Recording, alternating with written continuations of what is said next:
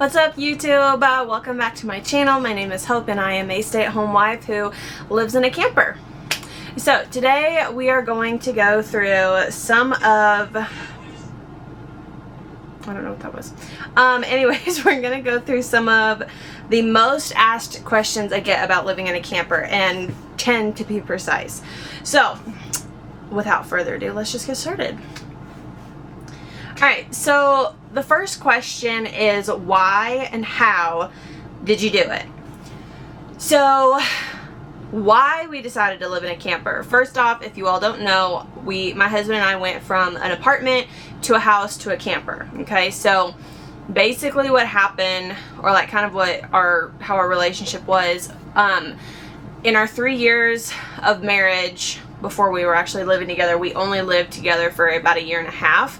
The first 6 months I was still in school, and then in the year and a half after that we lived in the apartment. We actually put a offer on a house. It got accepted within like 12 hours or something like that, and then literally the next day after the offer was accepted, my husband got a job offer for where he works at now, and the original plan was that he was not supposed to be traveling very far. He was still supposed to stay kind of like around Illinois, Indiana area, since there were wind farms and stuff, since that's what he does. There were all that sort of stuff like around, so he wasn't really supposed to be that far away. His first assignment was in New Mexico, and I also had my first year of teaching, or was it, that was my second year, sorry. We were going into my second year of teaching, I think, by this point. And honestly, it was awful. So not only was the school year horrible, but I ended up deciding to quit because I couldn't handle living by myself in a house that we had just bought and we were remodeling, and I was doing so much of the work and stuff because he was traveling, which that was, that ended up being the plan. But the thing is like, the plan itself was not for him to buy a house and then go travel for his job. So the reason why we ended up being in a camper is because about the time we were deciding to potentially sell the house, because I was like, I can't do this anymore. Like, you know what, let's just get a camper. Let's just sell the house. Let me come live in the camper with you. It had been like a casual idea. Somebody asked if we were going to sell it. Long story short, we knew we were going to be getting a camper for him because he was living in like hotels or like short rental apartments, and it was just kind of gross, honestly. So we knew we were buying the camper anyways, and I was like, you know what, screw it, like, let's sell the house. I'm quitting my job. I'm coming to live with you. I can't handle this anymore. Like, it was horrible. I was seeing him once a month, or not once a month, like 4 days a month, or sometimes it was like 4 or 5 days every couple months. So it just was really difficult, and it was like, we're done being apart because we didn't see an end to him being done traveling anytime soon. So we're like, screw it, like, we'll just sell the house and we'll live in the camper. So that's kind of like the how and the why. The next question I get actually asked a lot is, what do I do? I am a stay-at-home wife, so I do all the housewife duties, or all the house care things. Like, I clean, I cook, I do the laundry, I take the dog out. Like, I do all this sort of stuff, and like, that may not sound like a lot, but in reality it's a lot to try to just keep this camper clean and to keep laundry done and have it put away. Obviously I have the dog, taking her out, and a lot of people I think find it weird because they are like, oh, are you going to find a temporary job? Are you going to substitute teach? Like, are you doing something online? Like, no, I'm not doing any of that. All of that stuff was stressful and awful for me, and I don't need to do it. My husband has a great job where it allows me to be home, and so because of that, I take care of things of like either setting propane out to have it refilled or actually going to get it refilled. Like I said, doing the laundry, putting it away so that way he doesn't have to do laundry, cooking, yeah, I mean, just all that sort of stuff, like any housewife duties you can think of. And like, yeah, that might sound boring, but I also go to the gym, and then I get to sit outside for a good portion of the day, which right now it's actually supposed to be raining, but I do get to sit outside for a good portion of the day and just enjoy being outside, and I just get to really enjoy my life being home without any kids yet. And I think that people find that very odd, but that's just what I do, and it works great. The next question is it cheaper? So I would honestly say in the long run, yes, because if you kind of think about it, when you get the camper paid off, like when you no longer have to be paying on it per month, or if you bought it in full in cash, whatever the situation, essentially you are only paying for rent at whatever place. There is a fly on my camera. That was gross. You're only paying for rent at every campsite that you go to. The only difference is that we actually own this camper, so we can do whatever we want to it. Unlike an apartment, you know, you move and you go different places, but you can't really do much to the apartment. Here, I can redo everything I want, which I actually will be doing some renovations here starting soon-ish in the camper, but we're only paying rent. So originally, like when you first get started, it's definitely like a lot of the same type of costs. It's just you're spending it differently. But I think in the long run, yes, it is cheaper because you're only paying for rent wherever you are, and sometimes that may equal the same amount as like a mortgage, depending on how expensive or inexpensive your house was, how nice of a campsite you're in, all that sort of stuff. But like our campsite, everything is like in one bill, so I don't have to worry about like how, I mean, I have to worry about how much electricity we use, but it's nice because it's all in like one bill. I don't have to split it up all these different places. And then, you know, like we don't have any maintenance on our yard, so like I don't have to pay for extra gas to mow. I don't actually have to physically mow or do any of that sort of stuff. You know, I mean, just simple things. So I think it's kind of 50-50 on how people feel about it. For us, I definitely think that in the long run it's cheaper because I feel like we're able to save more money, because while the cost of living is very high here in Colorado right now, it's actually ridiculous. You're spending money on different things. And yeah, I guess it's just different. So like here, we're able to go and hike and do all that sort of stuff. Whereas like if we were living in Illinois in our house, if we wanted to actually like go and do stuff, not everything you try to go do is free. So like we paid for a membership to some parks here that we can go and fish at, but we also don't have to pay every time we go on a hike. There's not a lot of hiking in Illinois because that's where we originally lived at, so, or we would have to drive really far to it. Here, we don't have to. So it's just you're spending differently, but I would say yes, in the long run it is cheaper in the long run. But we definitely don't plan to stay in this forever either. So for right now, it's a great money saver for us to save up money for another down payment on a house eventually. All right. Question number 4. Is it stressful moving all the time? Honestly, we've only moved once, and it was stressful because it was our first time moving. So like I was calling campsites, trying to figure out where we were going to stay. We weren't 100% sure where we were going to actually be at in Colorado. We had guesses, but we didn't 100% know. So the actual like 2-ish weeks up to actually moving, like finding out where you're going to be, trying to call campsites, that part is stressful, but that's kind of the adventure of this whole thing, is that it's fun to be able to move knowing that you're not going to be stuck here. So like right now in Colorado, I'm so irritated with how expensive everything is, but I know we're not going to be here forever, and I know we're going to be moving. So I feel like you can enjoy being where you're at more just because you know you're not going to be there forever.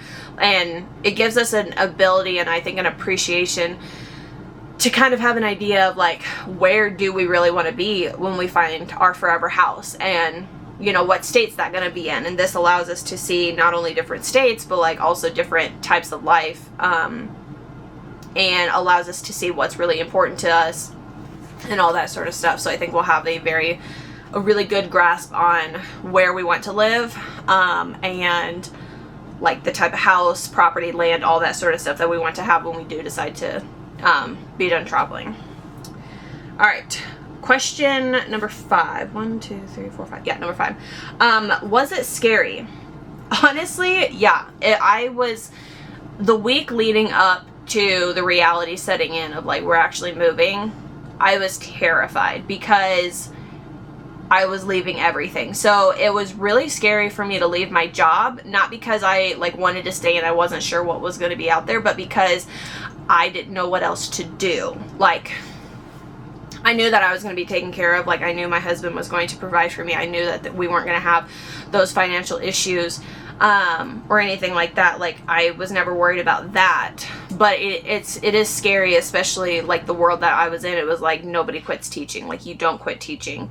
That's not what you do. And especially after only having been there for, what, 2 years essentially. I only taught for 2.5 years, which honestly felt like a lifetime of teaching, if that tells you anything about the job. So, yeah, it was scary.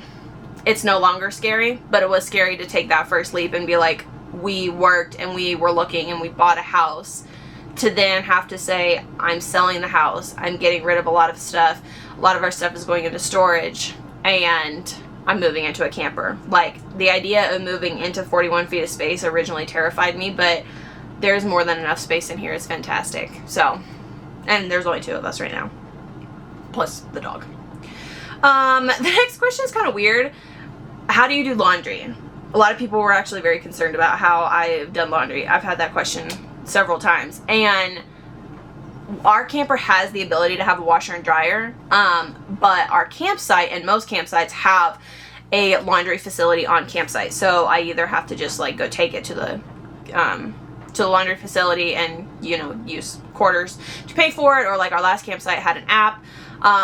I'm not gonna lie to you guys, I have never had to use quarters for a laundry machine until we got to this campsite, because in college you had a laundry card, and like, it was my first year of college was the first year that they made laundry like free for all college students. So I never had to pay for laundry then. And then when we moved to Texas, that was the first time I started having to like take my laundry to a place outside of my house. And it was just the laundry facility on site, but I was having to pay through the app. And then now using quarters, I realized how difficult sometimes it is to actually get quarters. And I've had to find unique ways to actually get quarters if the office is closed. So, yeah, but anyways, our camper has the ability to have a washer and dryer. We don't, because we use that space for extra, like, closet space, storage space. And so I do laundry on site. It's just easy. All right, next question is your shower really small? Our shower is not, okay? It's smaller than, you know, your like regular, I think, residential shower probably, or like what people are really comfortable in with a shower, but it's not tiny like you see in some of like the older or smaller campers. It's definitely adequate, you know, for each of us to shower in. It's tall enough for John to stand in. He doesn't have to crouch or anything. So no, our shower is not teeny tiny. It's not like a tiny little corner shower. I would say it's probably 3/4 the size of a regular shower. So like, it's just slightly shorter, honestly. But like I said, it's very adequate. But the only thing is we don't have a bathtub with it. So it is literally just the standing shower. So I do very much miss taking baths. That is the one thing I miss a lot about not having a bathtub, is not being able to take a bath just to like relax. Okay, next question, 3 more questions. So question 7, what kind of camper do we have? We have a 2019 Keystone, Montana, and it's a high country, so it is very nice. It is definitely newer, and at this campsite specifically, you can't have a camper older than 20 years, I think, unless it's of course in like pristine condition. So that is a benefit with our camper, is that if campsites do have that regulation, we won't run into that problem for a long time. But we have Keystone, Montana. Like I said, it's 41 feet. We have rear living and the front bedroom. So this area that I'm in is actually the back of the camper. The middle is obviously the kitchen, and then back there past the door is the bedroom. So that is technically called front living, or front bedroom and rear living. So yeah, that's kind of the end of that answer. The next question is, do you ever feel like you need space? And I think this is more related to like, do you ever feel like you need space from like your husband? Because, you know, I think some people who work together, or, you know, both work outside of the home, they come home and then it's like they don't really get like their separate time. I don't feel like we have that problem, because I am at home all day by myself. I get to do stuff that I need to do. I either go, you know, grocery shopping, regular shopping, going to the gym. Like, I do all of my stuff, and by the time John gets home, like, I'm so excited to see him. Not that I'm not excited to see him, but I've never really felt like we've needed space. Even when we were living in our apartment, I've never felt like we've needed space from each other, like any sort of time or anything.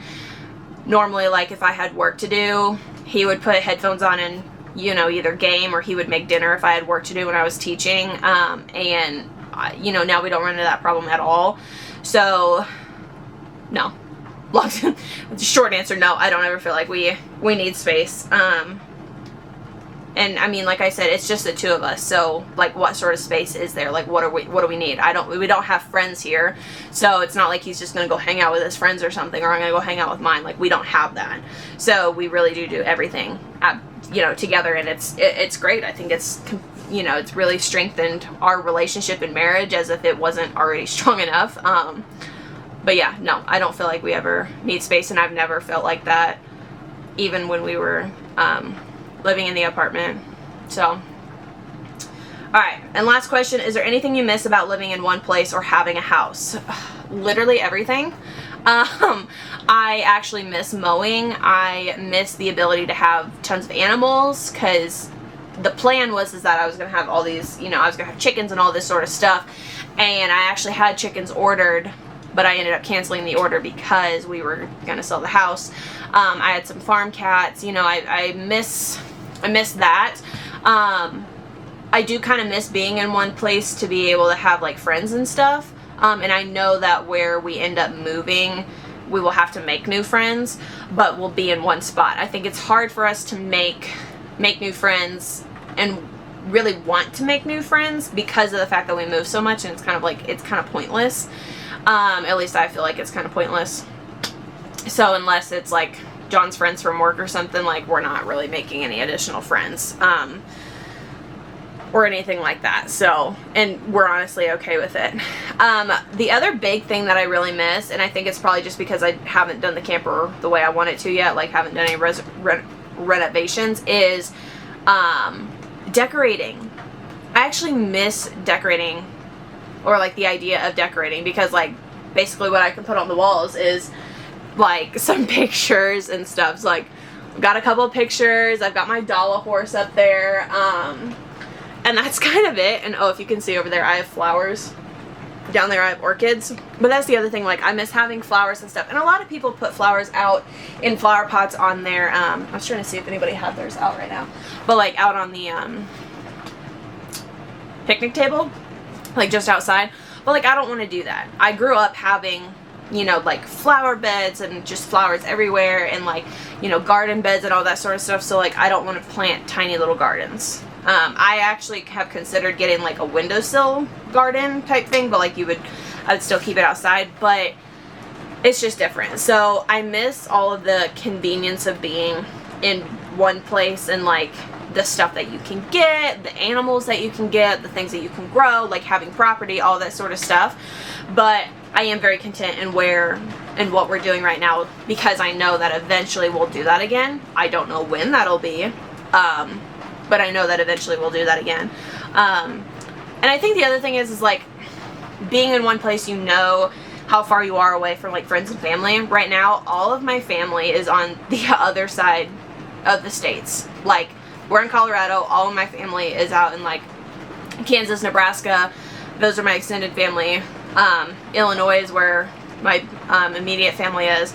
And then Kentucky and Georgia are where my friends are at. And like, I used to just be 5 hours from Kentucky, and it was like, yeah, I could make a weekend trip, or, you know, I'd fly to Georgia to go see my best friend. But like, now it's, if I want to fly anywhere, I got to take 2 flights, because I have to go from here to Denver to St. Louis or Springfield or Gainesville or literally wherever, to try to see anybody. So that's definitely really hard, and this is the furthest I have ever been away from family.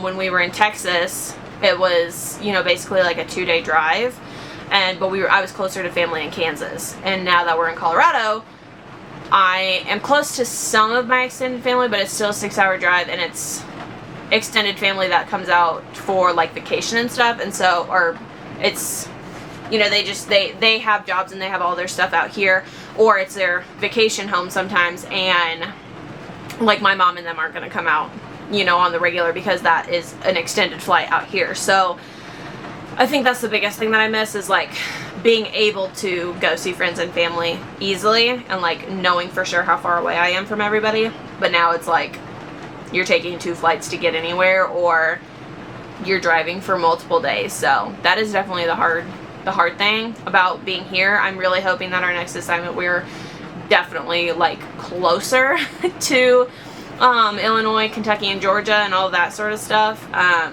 We'll probably end up back in Texas, but I'm really hoping that we end up somewhere closer. But you know, at the end of the day, it's wherever God puts us, and it's God's plan. And so I think that's why I'm able to be comfortable also with where we are, because this is God's plan for us right now. And I am a person who very much likes to plan, and this entire experience has helped me be very much less of a like to the book planner. I kind of just go with things now. And it's made me like, I still want to try to plan stuff. Like I still want to plan like, oh, like how long are we actually going to do this? I think John gets irritated with that question, because we don't actually know how long we're going to be doing this. But I like to try to have like a general idea.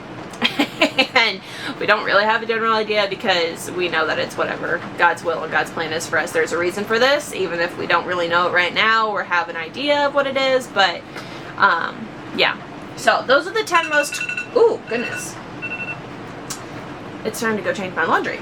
But those are the 10 most asked questions, and I do actually have to go change laundry over to the dryer, so it's a perfect end timing. Per usual, please like and follow, comment if you want to see something specific. If you do like and follow, though, it is extremely helpful to my channel, so all those cliche things, please do. And I hope you guys have a great rest of your day or evening or morning or whatever you're watching this. And that's just a little peek into the 10 most asked questions I get. So, that's it.